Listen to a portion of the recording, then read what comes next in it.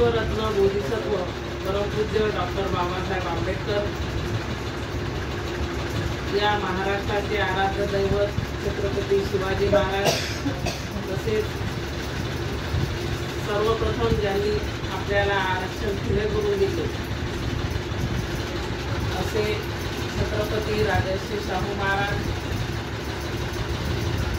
या भारतामध्ये सर्वप्रथम बहुजनांसाठी ज्यांनी शिक्षणाचे द्वार खुले करून दिले असे राष्ट्रपिता महात्मा ज्योतिबा फुले तसेच क्रांतिज्योती सावित्रीबाई फुले, राजमाता जिजाऊ, राजमाता अहिल्यादेवी होळकर, माता रमाई, माता यशोधरा, माता भीमाई यासह संपूर्ण संतांना व संपूर्ण महापुरुषांना मी त्रिवार अभिवादन करते। आज तुमच्या या पुतळा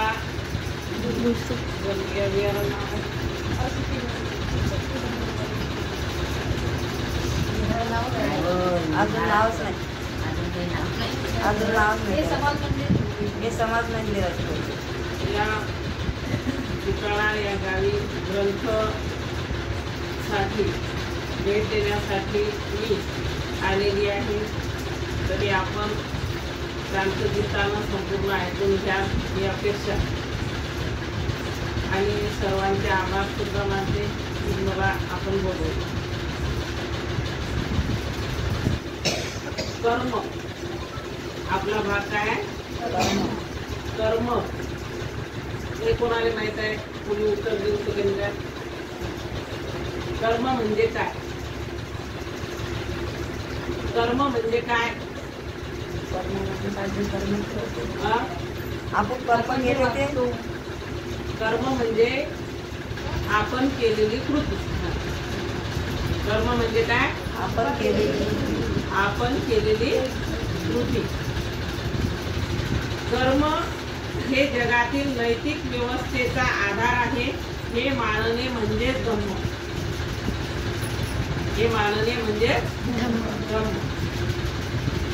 या जगात एक प्रकारची सुव्यवस्था आहे।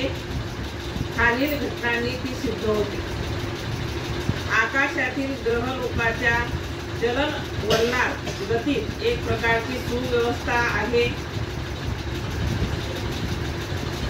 आकाशातील ग्रहलोकाच्या चलनवलनात म्हणजे तुम्ही रोज काय पाहता? सूर्य उगवतो, मावळतो, दिवस होते, रात्र होते, दिवस होते, रात्र होते। मग हा ग्रह कसा आहे? फिरतो आहे आणि या चलनवलनात सुद्धा एक गती आहे, एक प्रकारची गती आहे आणि तो सुद्धा सृष्टीचा एक नियम आहे। पृथ्वी फिरताना एक इंच सुद्धा इकडच्या तिकडे किंवा एक सेकंद सुद्धा इकडच्या तिकडे होते का? नाही। ती आपल्या गतीप्रमाणे निसर्ग नियमाप्रमाणे चालू आहे। ऋतुचक्रामध्ये सुव्यवस्था आहे। उन्हाळा येतो, पावसाळा येतो, हिवाळा येतो। असं होतं का कधी की उन्हाळ्यानंतर डायरेक्ट हिवाळा आला? असं होते का? नाही। मध्ये पावसाळा येतो, बरोबर आहे? तर ही सुद्धा काय? हे निसर्गाचा एक नियम आहे। निसर्गाचा एक नियम आहे। काही विशिष्ट व्यवस्थेनुसार बीजांचे वृक्ष होतात, वृक्षापासून फळं उत्पन्न होतात आणि फळापासून बीज निर्माण होते, बरोबर आहे? एखादं झाड असेल तर ते झाड कशापासून बनलेलं आहे? एखाद्या बीज पासून। मग हे गती चक्र चालू आहे। आपण एखादी बी पेरतो, त्यापासून एखादं झाड तयार होते, त्या झाडापासून पुन्हा फळं मिळतात। बरं असं कधी होते का की एखादी समजा बाबळीची शेंग आहे, ते तुम्ही न जर पेरली तर त्याला आंबे लागतील असं झालं का कधी? नाही, ते का शेंगाचे तरलेले त्याचे त्याले शेंगा जे डोळ्यानं दिसणार आहे, जे डोळ्यानं दिसणार आहे. मग आता सांगा, तुम्ही न जर समजा एखादं वाईट कृत्य केलं, मग तुम्ही अपेक्षा कशी चांगली ठेवता, का चांगली ठेवता, कशासाठी चांगली ठेवता? आता मी विचारलेला प्रश्न आहे तुम्हाला की तुम्ही एखादं बाबळीची बी पेरली तर त्याला आंब्याचं झाड, आंब्याचं फळ येईल का? आंबा येईल का? मग हे दिसणार आहे, तुम्हाला माहिती आहे की हे कधीच येणार नाही. मग तुम्ही जेव्हा वाईट कर्म करतात तेव्हा चांगलं होण्याची अपेक्षा का करता?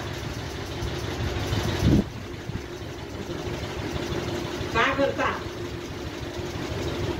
तुम्ही जेव्हा मनात एखाद्याच्या विषयी राग, द्वेष, मोह, माया, लोभ उत्पन्न करता, एखाद्या व्यक्तीविषयी तू कुठलाही असो, तुमचा दुश्मन का असेल, एखाद्याच्या विषयी तुम्ही राग उत्पन्न करतात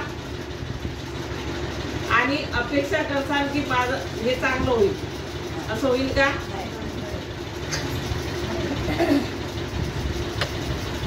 असं होऊ शकते का? नाही, तसं कसं होऊ शकत नाही. होऊ शकत नाही. मग का करता तुम्ही राग कोणाचा?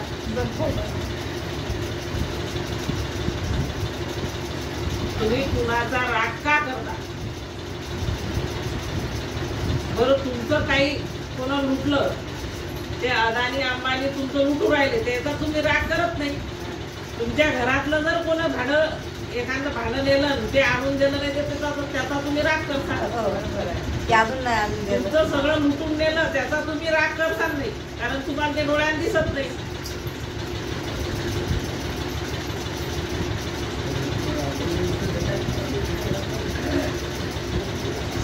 कारण ते तुमच्या समोर नाही, कारण ते तुम्हाला दिसत नाही. बरोबर आहे. बौद्ध परिभाषेत या व्यवस्थेला नियम असे म्हणतात